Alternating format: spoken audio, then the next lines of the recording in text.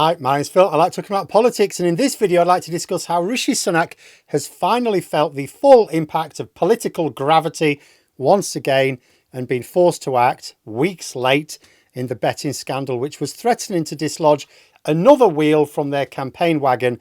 And yet, because of the way Sunak has mishandled this from start to finish, he's let himself and his party get into a way worse position than if he'd had just done what anyone with any political knowledge knew he should have done from the start. So I may have said once or twice before that Rishi Sunak is really bad at politics. This betting scandal is just the latest demonstration of his awesome vacuum of skills. What I want to do really mostly here is focus on one of those at the heart of this scandal in order to point out not only how Sunak made a mistake of unparalleled awesome stupidity. It's the first one we learned about. Craig Williams, the principal private secretary to Rishi Sunak. So a junior minister who's an MP, a junior minister, but one who spends a lot of time with the Prime Minister. So, of course, he's going to get a bit of an inkling if there's a general election about to be called. We first learned that he had placed a bet on the election date. I think it was 13 days ago. It was 2 weeks ago. This was when it first came to light in public. However, the reports at the time said that Rishi Sunak had been informed the week before. Now, there are multiple levels of political stupid here. First of all, Sunak could have taken the sting out of the situation immediately by dropping Williams as a candidate. In fact, as I'll go over in this video, he could have come out of this with credibility. It would have made Sunak look really like he was acting with integrity, like he promised. This is because the news hadn't broken then, and it wasn't about to break. It's going to take another week for it to break. So the news, when it did break, wouldn't have been broken by an exclusive in The Guardian a week later, but because Sunak had switched a candidate in a fairly safe Tory seat, which is the second level of stupid here. If Sunak had acted immediately, he could have just replaced the candidate. Williams is standing in pretty much the only seat in Wales that the Tories are confident of holding at this election. But it's not so safe as to take it for granted. None of their seats are. Sunak could have changed candidate, meaning that he would be seen to be acting with integrity, and it wouldn't even cost his party one of a vanishingly small number of safe seats in the election. Whereas, fast forward 3 weeks and look at the situation. Because Sunak delayed beyond the deadline for nominations, there will not be a Conservative MP officially for this constituency after the election. Doesn't matter who wins. Williams is still a candidate, of course. And he still says Conservative Party after his name on the ballot. The ballots have been printed. Millions of them been around the country at any rate have been posted for postal ballots. They've already been sent out. Some people have already completed them, including in that constituency. So you can't change it. It's far too late to change it. But because of Sunak's weakness, there is now a chance that voters in the constituency actually vote for someone else instead. Maybe because of the scandal, maybe they just can't bring themselves to vote for Williams.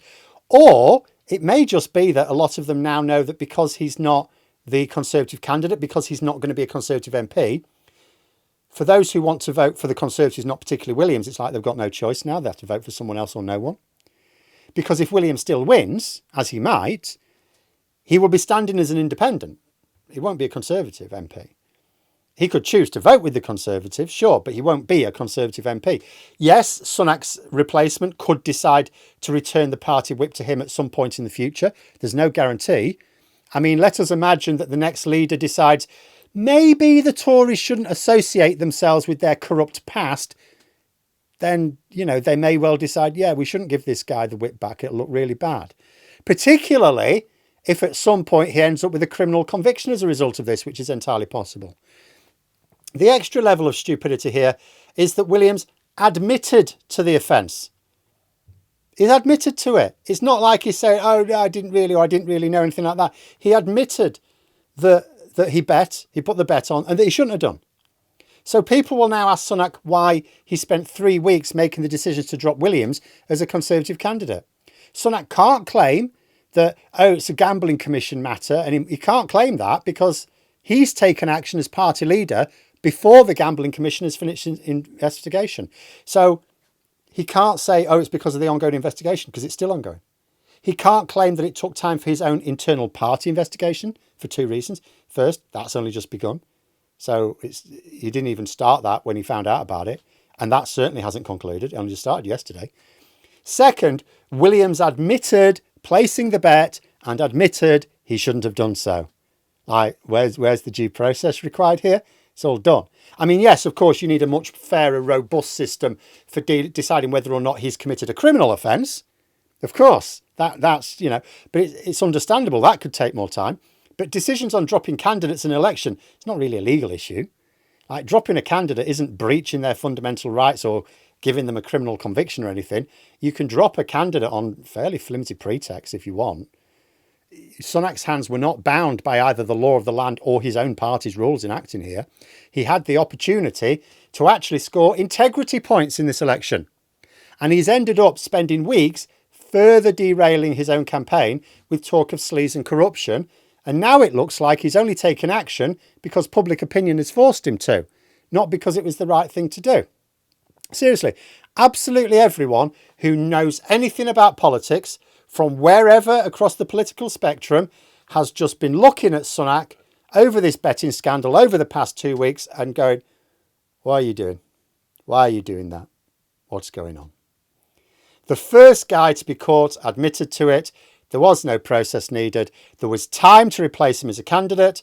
Cannot be said that Sunak was just worried about being seen to lightly abandon a rare enough seat and panicked, because he had the choice to just put someone else in. As for the other candidate, Saunders was not going to win anyway. Dropping her would have been no big deal. Doesn't affect anything. I imagine that Sunak making this decision now means he's satisfied that there are no big names or candidates in other safe seats implicated, because he would now be committed to dropping anyone else named in the investigation before the election. But Sunak could have determined that weeks ago as well. As soon as he was informed, he could have gone, okay, this is serious. He could have made it an urgent priority to find out how widespread this was, who was involved, had a discussion with his advisors, then taken preemptive action long before the media reported on it in a way which would have made him look principled. And, you know, a principled decision in the middle of a general election campaign, that's like gold dust. Looking principled in a general election campaign. Brilliant. Brownie points. He could have turned this situation to his advantage and to the advantage of his party. Any real politician would have leapt at the opportunity to demonstrate their character. And yet Sunak chose to turn it into yet another reason to stop Conservative-leaning voters voting for him. It's quite remarkable, really. You talk about defeat from the jaws of victory. And now there is no rescue in the situation, as with so many U-turns in the past, and as with Boris Johnson when he did exactly the same thing. It's like, yes, he's stopped the situation getting even worse now. But he hasn't killed the story.